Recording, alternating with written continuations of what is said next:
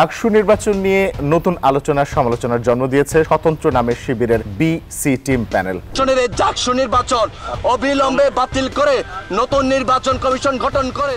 জাহাঙ্গীরনগর বিশ্ববিদ্যালয়ের ছাত্র সংসদ নির্বাচনকে ঘিরে শুরু হয়েছে নানা নাটকীয়তা। সকাল থেকে শিক্ষার্থীরা ভোট দিতে ভিড় জমালেও বিকেলের দিকে হঠাৎ করে অনিয়মের অভিযোগ তোলে কয়েকটি প্যানেল। অভিযোগ পোলিং এজেন্টের পরিবেশে বাধা, প্রার্থীদের ভোট কেন্দ্র পরিদর্শনে প্রতিবন্ধকতা, এমনকি জামায়াতের প্রতিষ্ঠান থেকে OMR মেশিন আনার কথা বলা হয়েছে। এই মেশিনগুলো নিয়ে আসা হয়েছে, সেগুলো এক প্রকার একটি ছাত্র সংগঠনের মদতপুষ্ট লোক। এই অভিযোগ সামনে আসতে ছাত্রদল সমর্থিত প্যানেল ঘোষণা করে নির্বাচন বর্জনের।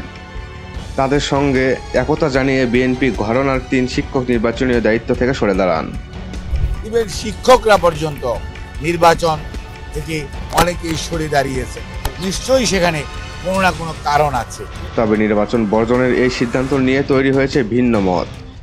অনেকে বলেছেন ছাত্রদল পরাজয় নিশ্চিত জেনেই এই পদক্ষেপ নিয়েছেন। আবার সাধারণ শিক্ষার্থীদের একাংশের মতে অংশগ্রহণমূলক নির্বাচন না হলে গণতন্ত্রের উৎসব অপূর্ণ থেকে যাবে। শিবির নেতারা দাবি করেছেন নির্বাচনী সরঞ্জাম কোনো জামায়াতে ঘটনার প্রতিষ্ঠান থেকে নয়, বরং বিএনপি সমর্থক ব্যবসায়ীদের কাছ থেকে সরবরাহ করা হয়েছে। অভিযোগ প্রতি অভিযোগে এখন ধোঁয়াশার মাঝে রয়েছে জাহাঙ্গীরনগরের বহুল আলোচিত এই ডাকসু নির্বাচন। সাধারণ ফলাফল ঘোষণার আগে উত্তেজনা ছড়িয়ে পড়েছে পুরো ক্যাম্পাস জুড়ে। পরবর্তীতে ভিডিও পাওয়ার জন্য চ্যানেলটি অবশ্যই সাবস্ক্রাইব করে রাখবেন যারা এখনো সাবস্ক্রাইব করেননি।